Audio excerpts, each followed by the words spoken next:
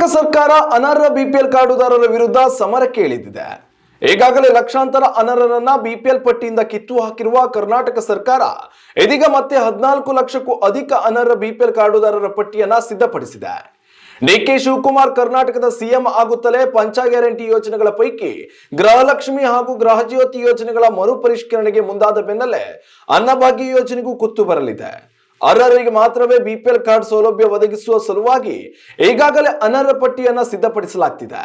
ಆಹಾರ ಮತ್ತು ನಾಗರಿಕ ಸರಬರಾಜು ಸಚಿವ ಕೆಎಚ್ ಮುನಿಯಪ್ಪ ಅವರು ಅನ್ನಭಾಗ್ಯ ಯೋಜನೆಯಡಿ ಆಗಲಿರುವ ಬದಲಾವಣೆಗಳ ಕುರಿತು ಮಹತ್ವದ ಹೇಳಿಕೆ ನೀಡಿದ್ದಾರೆ.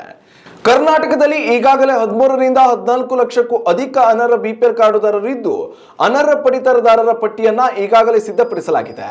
ಬಿಪಿಎಲ್ ಪಟ್ಟಿಯಿಂದ ಶೀಘ್ರದಲ್ಲಿ ಅನರ್ಹರ ಹೆಸರನ್ನ ಕೈಬಿಡಲಾಗುತ್ತದೆ ಎಂದಿದ್ದಾರೆ. ಅನರ್ಹ ಬಿಪಿಎಲ್ ಕಾರ್ಡುದಾರರು ಸ್ವಯಂ ಪ್ರೇರಿತರಾಗಿ ಎಪಿಎಲ್ ಕಾರ್ಡಿಗೆ ಬದಲಾಯಿಸಿಕೊಳ್ಳುವಂತೆ ಈಗಾಗಲೇ ಮನವಿ ಮಾಡಲಾಗಿತ್ತು. ಆದರೂ ಕೂಡ ಎಪಿಎಲ್ಗೆ ಲಕ್ಷಾಂತರ ಮಂದಿ ವರ್ಗಾಯಿಸಿಕೊಂಡಿಲ್ಲ. ಈಗಾಗಲೇ ಅನರ್ಹ ಫಲಾನುಭವಿಗಳ ಪಟ್ಟಿಯನ್ನು ಸಿದ್ಧಪಡಿಸಲಾಗಿದ್ದು, ಶೀಘ್ರದಲ್ಲಿಯೇ ಅಂತಹವರ ಬಿಪಿಎಲ್ ಕಾರ್ಡ್ಗಳನ್ನು ರದ್ದುಪಡಿಸಲಾಗುವುದು ಎಂದಿದ್ದಾರೆ. ಉತ್ತಮ ಸಂಸ್ಕಾರಯುತ ಶಿಕ್ಷಣದೊಂದಿಗೆ VSS English medium CBSE school Udupi Muddur.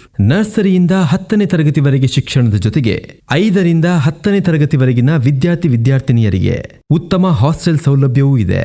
ನಿಮ್ಮ ಮಕ್ಕಳ ಪ್ರವೇಶಾತಿಗಾಗಿ ಈ ಸಂಖ್ಯೆಗೆ ಕರೆ ಮಾಡಿ.